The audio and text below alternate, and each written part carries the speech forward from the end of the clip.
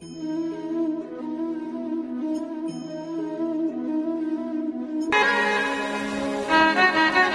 এ কথা বললাম তাহলে একটু খুলেই বলি।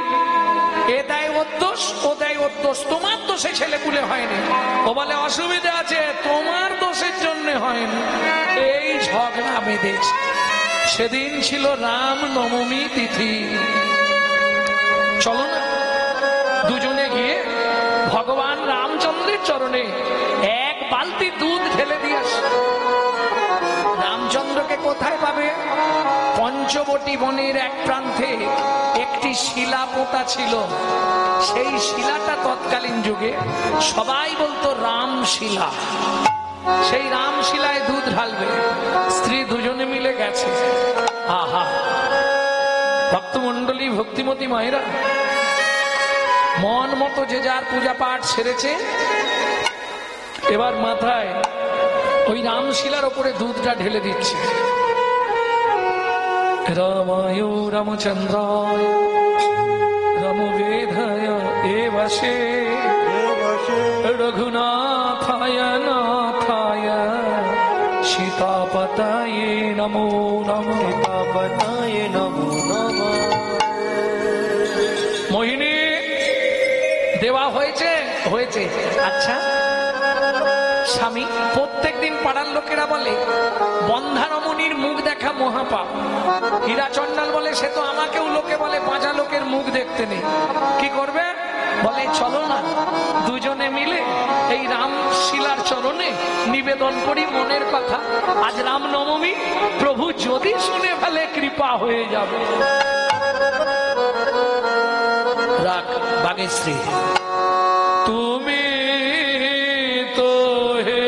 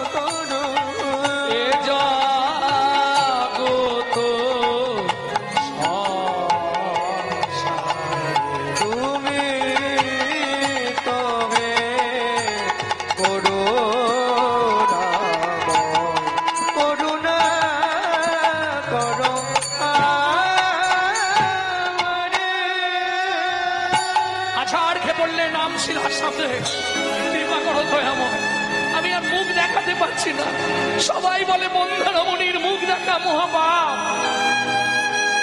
তুমি তো করুণাময়, তুমি তো কৃপাময়, তুমি করুণা করো দয়াময়। আমি আর কিচ্ছু চাইবো না জীবনে। কৃপা হয়ে গেল। রামনবমী তিথি ছিল। ও মা, যোগে যদি যোগ লেগে যায় সে যোগ কখনো বিয়োগ হয় না। ওই যোগেতেই কৃপা করে দিলেন ভগবান রামচন্দ্র। আস্তে কি কৃপা করলেন,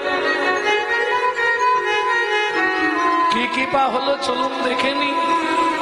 বেশি না, মাত্র 3 মাসের মধ্যেই ধরা পড়ে গেল। কি? দেখিতে দেখিতে দিন কাটিতে লাগিল, দেখিতে দেখিতে দিন কাটিতে লাগিল, দেখিতে দেখিতে দিন কাটিতে লাগিল, দেখিতে দেখিতে দিন কাটিতে লাগিল। 3 মাস পরে মাতা গর্ভবতী হইল, 3 মাস পরে মাতা গর্ভবতী হইল। বলুন মায়েরা, বিয়ের 30 বছর পর কোন মা যদি গর্ভবতী হয় তার কি হবে? কেউ কথা বলে না কেন? ঘুমিয়ে পড়েছে না জেগে আছে? আনন্দের আর সীমা নাই, আনন্দের আর সীমা নাই, এতদিন পরে কৃপা হলো, আনন্দের আর সীমা নাই, এতদিন পরে কৃপা হলো, আনন্দের আর সীমা নাই, এতদিন পরে কৃপা হলো প্রভুর কাছে কেঁদে কেঁদে, এতদিন এতদিন পরে কৃপা হলো, আনন্দের আর সীমা নাই রে, আনন্দের আর সীমা নাই রে। ও মায়েরা, তাই হাসছো কেন? আনন্দ ভালো, বেশি আনন্দ ভালো নয়। কেন? কোনো কিছুই বেশি ভালো নয়। অতি দর্পে হত লঙ্কা, অতি দর্পে হত লঙ্কা, অতি মানে চ কৌরবা, অতি মানে চ কৌরবা, অতি দানে বলি হত, অতি দানে বলি অতি বেলা বসতে দেবা পশতে। ও মায়েরা, অতি কোন জিনিসটাই ভালো নয়। ভালো কি? অতি দর্পে হত লঙ্কা। অহংকার ছিল, রাবণের লঙ্কা নিয়ে ব্যাস শেষ। একটা দেশলাই কাঠি শেষ। অতি মানে চ কৌরবা, কৌরব কৌরব, দুর্যোধন দুঃশাসন, এদের মানে বিরাট অহংকার অভিমান ছিল। আমাদের কুরু বংশ, এ বংশকে হারাবার মতো ক্ষমতা কারণে শাস্ত্র বলছে অতি মানে চ কৌরবা, ধ্বংস। অতি দানে, দান দেয়া ভালো, আবার বেশি দিয়ে দিও না। দিতে দিতে লাস্টে এমন হবে নিজেই ভিখারি। অতি দানে বলি হত, বলি মহারাজ শেষে এমন অবস্থা, ভগবানকে তো বুঝতে পারেনি কি দেবে। বললে প্রভু কি নেবে বলো? ভগবান বললে আমার এই চরণটা রাখবো কোথা? স্বর্গে। 1 পা দিয়ে স্বর্গ নিয়ে নিল, 1 পা দিয়ে মর্ত। ভগবানের যে 3টে পা, এটা তো বলি জানেন কি? নাভি থেকে একটা চরণ সৃষ্টি করে বললে বলি, 2টো পায়ে তো সব হয়ে গেল, বাকি তো আর জায়গা নেই। 3 নম্বর পাটা রাখবো কোথায়? এইখানে নারীর ভূমিকা বিশাল। নারী তোমাকে বাঁচাতেও পারে, নারী তোমাকে মারতেও পারে, স্বর্গও দেখাতে পারে, নরকেও ডুবাতে পারে। রাগ করনি মায়েরা, বলছি বলে, তাই না? হরি বল হরি বল। কি করবে যখন বলি মহারাজ মহা চিন্তায় পড়েছে, হত এবার মরতে হবে আর রাস্তা নেই, তখন বলি মহারাজের স্ত্রী বলছে স্বামী চিন্তা কি? ভগবান চরণ যখন রাখতে চাইছে, মাথা পেতে দাও না, তুমি মাথা পেতে দাও না, মাথা পেতে দাও না, মাথা পেতে দাও না। কৃপা করে দিলেন, বলি মহারাজের মাথায় পা দিয়ে তাকে পাঠিয়ে দিলেন। অতি দানে বলি হতো। তাহলে অতি কোনোটাই ভালো নয়। 30 বছর পর গর্ব হয়েছে, ভাবলো ভগবান বুঝি আমার হাতের মুঠোয় চলে এসেছে। বুঝলে না কি ব্যাপার বলছি? হ্যাঁ, দেখবেন কিছুদিন আগে আমার একটা ভিডিও বেরিয়েছিল, দেখেছেন কিনা জানি না। মুম্বাই ফ্লাইট স্টেশনে নামছি, অন্তত 25খানা গাড়ি এসছে আমাকে নিয়ে যাওয়ার জন্য। হুট খোলা গাড়িতে ফুল দিয়ে সাজিয়ে একবারে র্যালে করে, বাপ রে বাপ, বিশাল ব্যাপার। ফুল চুরির ভিডিওটা বেরিয়েছিল, দেখবেন। মুম্বাইয়ের মাটিতে গৌরাঙ্গ চক্রবর্তী, ত্রিপুরার মাটিতে গৌরাঙ্গ চক্রবর্তী।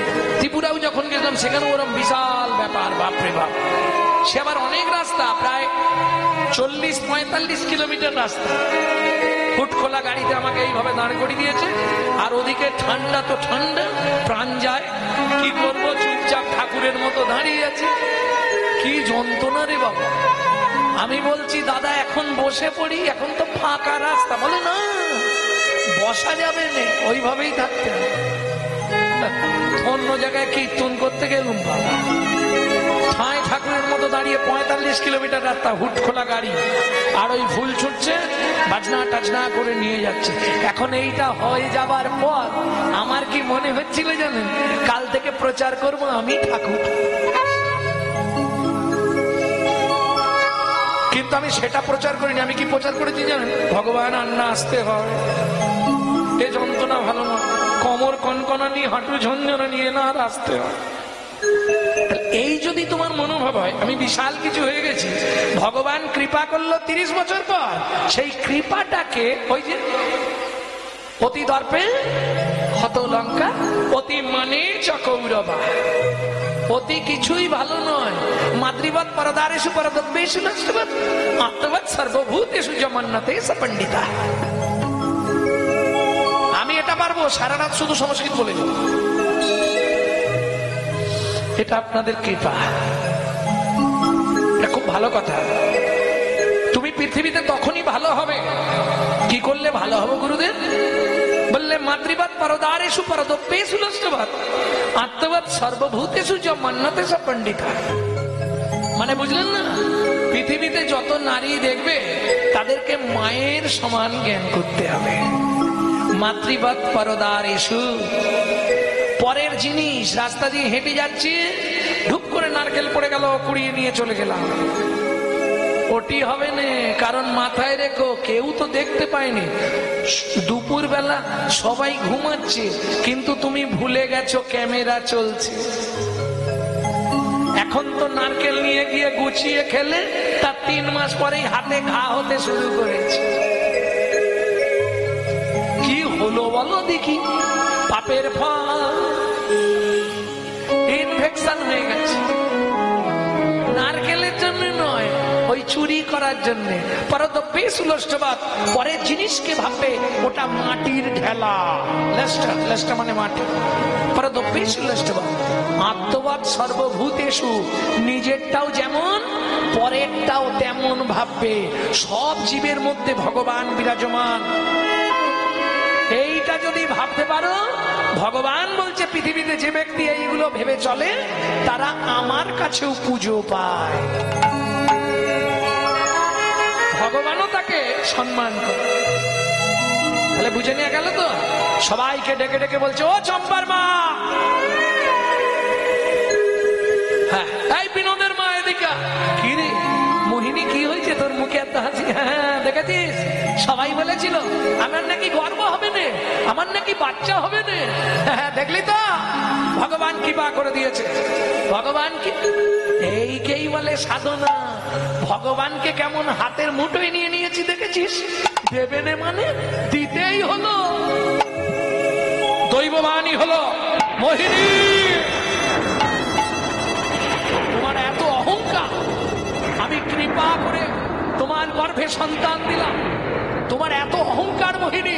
শুনে রাখো, তুমি সন্তানের মা হবে, জগৎ জানবে, কিন্তু তুমি জানতে পারবে না, সন্তানের মুখ দর্শন তুমি করতে পারবে না।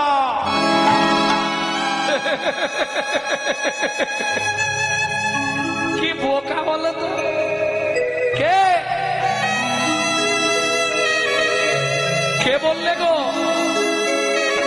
হ্যাঁ তুমি কে? আমার সামনে এসে কথা বলো তো দেখি। আচ্ছা এটা বিশ্বাস হয়? আমার সন্তান, আমি কিনা তার মুখ দর্শন করতে পারবো না?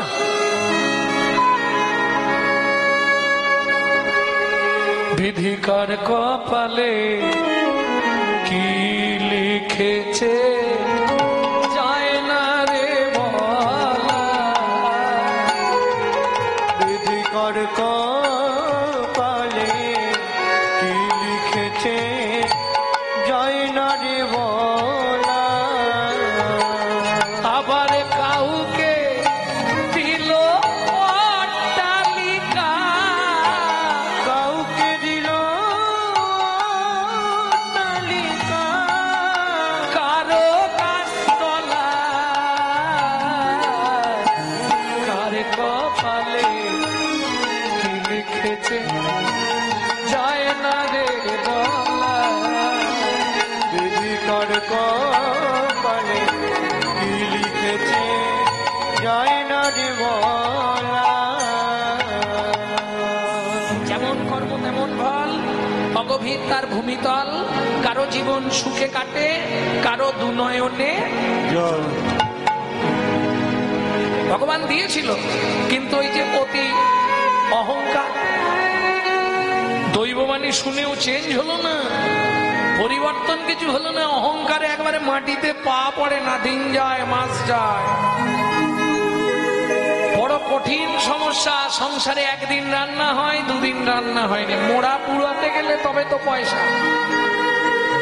কখনো কখনো ভিক্ষায় বাহির হয়, ভিক্ষা করে এনে যা পায় স্বামী স্ত্রী দুজন রান্না করে খায়। ভক্তমণ্ডলী, ভক্তিমতী মায়েরা কিন্তু প্রত্যেকদিন রামশিলায় পুজো করতে যায়। হ্যাঁ, প্রতিদিন রামশিলায় পুজো করে। ভক্তমণ্ডলী, ভক্তিমতী মায়েরা দেখতে দেখতে গর্ভের বয়স হয়ে গেল 9 মাস। স্বামী, কি গো, সংসারের যে হাল, বড় কঠিন সমস্যা, তুমি একটু কাজ টাজ দেখো না গো, না হলে তো চালানো দায়। আরো 6 মাস গেল। ভক্তমণ্ডলী, ভক্তিমতী মায়েরা 9 মাস, 6 মাস, তাই তো? হরি বল, হরি বল। ভক্তমণ্ডলী, ভক্তিমতী মায়েরা 9 মাসের পর থেকেই এবার শুরু হলো কি, আজকে জ্বর, কালকে ভালো, পরশু জ্বর, তরশু ভালো, শরীর ভালো যাচ্ছে না, কিন্তু একটা কাজ করে যাচ্ছে, প্রতিদিন রামচন্দ্রের সেই শিলায় গিয়ে দুগ্ধ দান করে। হীরাচন্দাল বলছে, দেখো 9 মাস হয়ে গেল, আর তোমার কিন্তু পুজো করা ঠিক নয়, তাহলে কাল থেকে তুমি একাই যাবে। ভক্তমণ্ডলী, ভক্তিমতী মায়েরা এবার দিন গুনছে। হয়ে গেল 9 মাস 13 দিন। এই 13 দিনের দিন সংসারে এমন অবস্থা, নুনটা পর্যন্ত আনার কোনো রাস্তা নেই, পয়সাই নেই। আর তার সঙ্গে আরেকটা জিনিস, যদিও এদিক ওদিক থেকে চেয়ে চিনতে মানুষ হয়, ম্যানেজ হয়, একজন পিছনে যা লেগেছে ঘর থেকে বেরোতে দিচ্ছে না। কে? হ্যাঁ, ঝিঝি ঝিঝি ঝিঝি দিয়েই যাচ্ছে, ও শুনবেও না, থামবেও না। এই দুঃখ করলে হবে না, আমরা এমন একটা মানুষ না, যদি নাগারে 7 দিন বৃষ্টি হয় ভগবানকে গালাগালি দিই, আর যদি 1 মাস বৃষ্টি না হয় ভগবানকে গালাগালি দিই, দিলেও দোষ।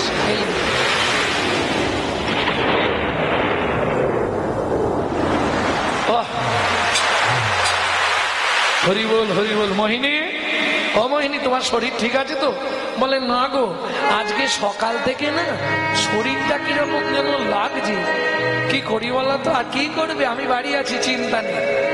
হ্যাঁ গো, বৃষ্টির সময় যদি কোথাও নিয়ে যেতে হয়, কোথায় নিয়ে যাবে? কোথায় আবার নিয়ে যাবে? ওই পাড়ার বুড়িটাকে ডেকে আনবো, সব ব্যবস্থা করে দে। আগেকার দিনে প্রত্যেক পাড়ায় একটা করে বুড়ি থাকতো। হ্যাঁ, দাইমা, দাইমা নয়, ধাইমা, যাকে বলে ধাত্রীমা। নাড়ি কাটতো নল দিয়ে, ওই জন্য বলতো ধাত্রীমা। ভক্তমণ্ডলী, ভক্তিমতী মায়েরা, সন্ধ্যা নেমে এলো। ও হিরু, হিরু, আজকে আকাশটাও পিছনে লেগেছে সকাল থেকে, আর ভালো লাগে রে বাবা। এইরকম মাঝে মাঝে আমিও বলি যেন গানে বেরোবো তো, আর সেই সময় আরম্ভ হয়ে গেল।